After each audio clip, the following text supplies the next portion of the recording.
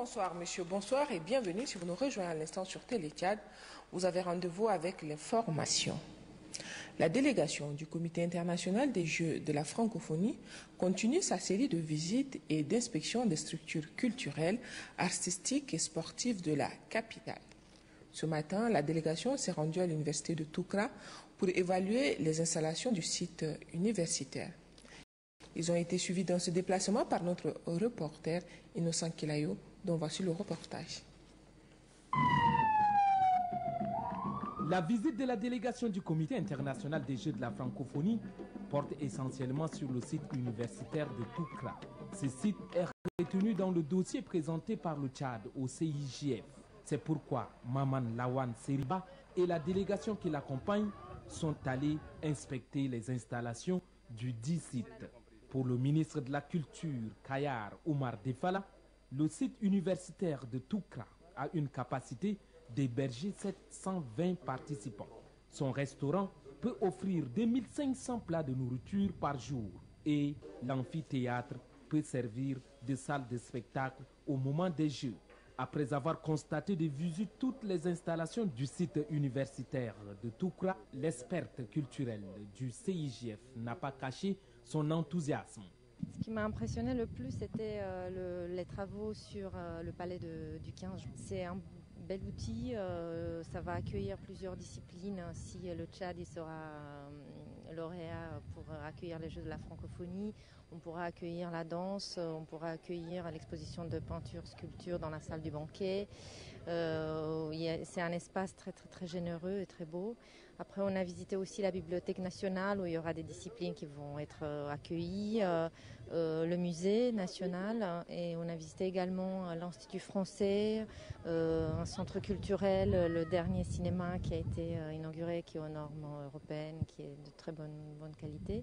Donc voilà, tout ça, ça donne vraiment une image très positive du Tchad et du dispositif culturel. Comme il s'agit d'une grande manifestation culturelle, artistique et sportive qui doit réunir plus de 3500 participants, le Comité international des Jeux de la francophonie a également fait quelques observations au Tchad. C'est un dispositif qui est intéressant, ça pourrait tout à fait accueillir le village des Jeux, parce qu'il y a l'unité du lieu, les équipements sont modernes, l'espace doit être encore augmenté parce que actuellement il y a 1500 places et pour les Jeux il faudra prévoir plus de 3000 places, donc il y aura une extension de la cité universitaire sans doute. Voilà, on a tout visité, c'est un outil un dispositif qui vient à peine d'être inauguré, donc il y a encore des choses à faire, mais c'est sur la bonne voie. L'organisation des Jeux de la francophonie est prévue en 2017. La candidature du Tchad, tout comme celle de la Côte d'Ivoire, feront l'objet d'un choix qui sera opéré par le jury à Nice, en France. Je vous amène à présent faire un tour dans nos écoles où la vente des aliments permet à certaines femmes de générer des revenus. Mais quels sont ces aliments vendus et que font les responsables des établissements pour amener les vendeuses à observer les règles d'hygiène? Élément de réponse avec Marale Joséphine qui s'est rendue dans quelques établissements de la capitale.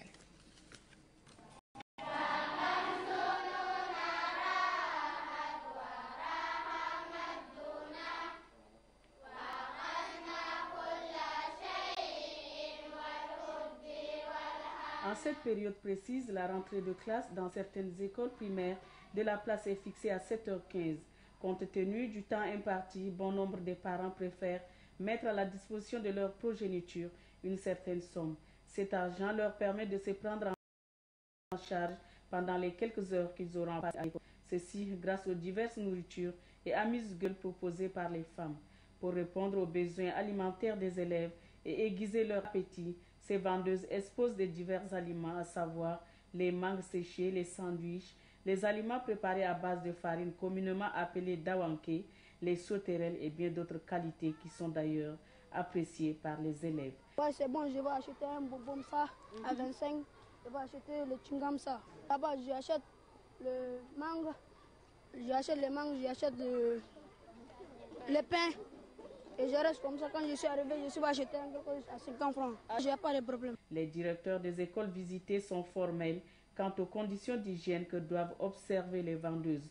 Pour eux, elles ont intérêt à se soumettre à leurs décisions. Ces aliments peuvent créer des problèmes de santé aux enfants parce qu'à chaque fois qu'on constate, surtout à cette période encore ça va, mais la période où il faisait très chaud, dès qu'on constate que la femme met à côté de ces aliments le piment par exemple, alors on prend automatiquement, on jette dans la poubelle.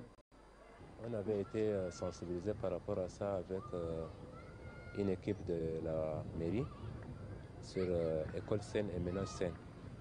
Et à chaque fois, on ne cesse pas de sensibiliser les vendeuses par rapport à l'hygiène alimentaire.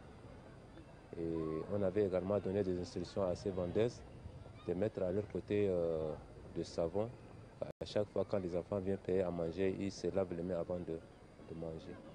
Tous les jours, je les sensibilise afin de pouvoir nettoyer là où ils gardent les aliments. Là. Et du moins, pour garder les aliments, ils doivent protéger à tout moment.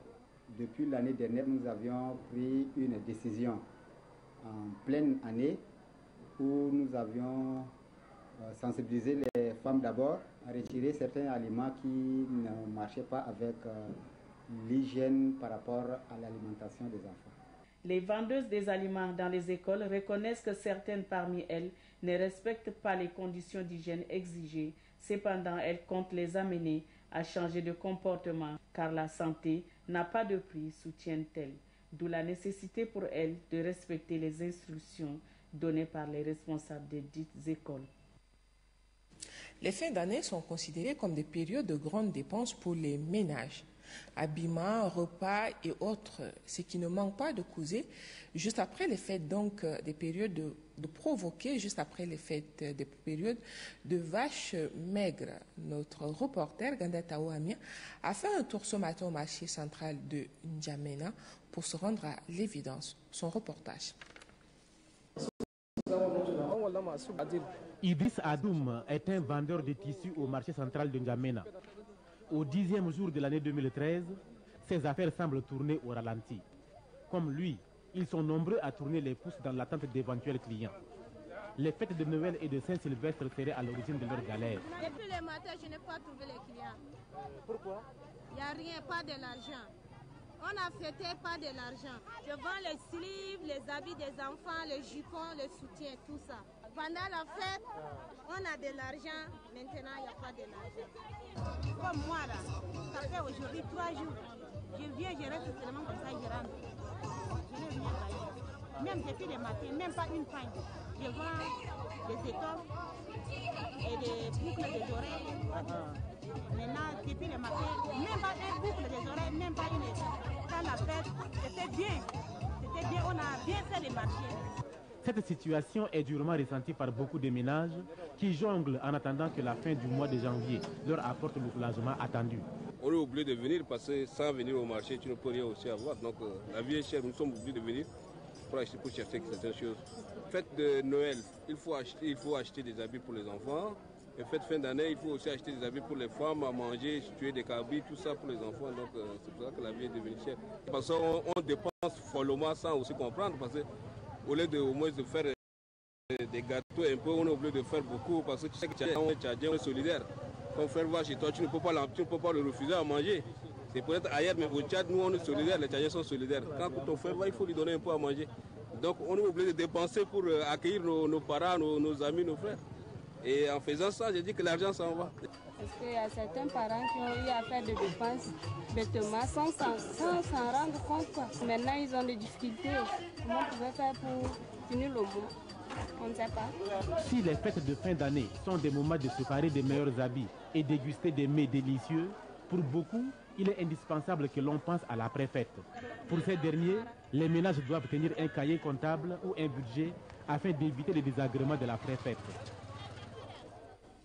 Et puis, comment les N'Djamenois font pour se protéger de la vague de froid qui s'abat sur N'Djamena depuis quelques jours?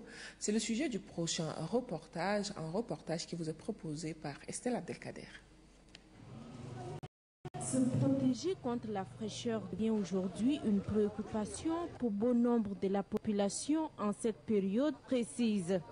Dans les différents points de vente du marché, ce sont les habits chauds qui attirent les N'Djamenoises et N'Djamenois. Si, dans les boutiques, les affaires tournent au ralenti, à la friperie, les clients affluent. Comme nous sommes en période de froid, donc il nous faut se couvrir pour éviter le palu. Donc le pourquoi je suis venu ici chercher de quoi porter pour me couvrir contre le froid. Moi, je suis venue pour chercher de quoi à protéger mon enfant parce que c'est la saison froide et habituellement il faut protéger les enfants, surtout quand il fait froid. Le matin ils vont aller à l'école, il faut les protéger et même tard dans la nuit quand il commence à faire froid, il faut vraiment les protéger aussi le soir. Et c'est pour ça qu'on est venu pour chercher parce que quand on achète dans les boutiques, c'est pas vraiment la qualité. Ici c'est des friperies et on amène ça de l'Europe et par rapport au froid. À l'Europe, je pense qu'ici, dès qu'on achète, c'est vraiment conforme pour nos enfants. Les commerçants se disent satisfaits des affaires, contrairement aux années précédentes.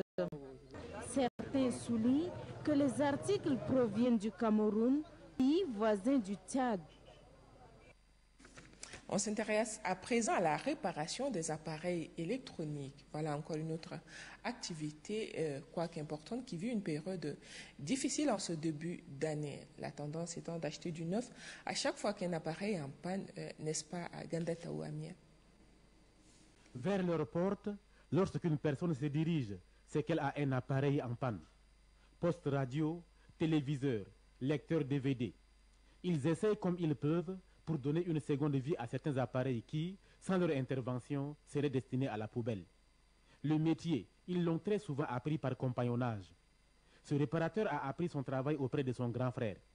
Mais l'activité est de moins en moins rentable. Ça, c'est de la maison. C'est une héritage. Depuis notre grand frère qui fait ça, qui on a continué de le faire. La réparation maintenant c'est un peu difficile à réparer.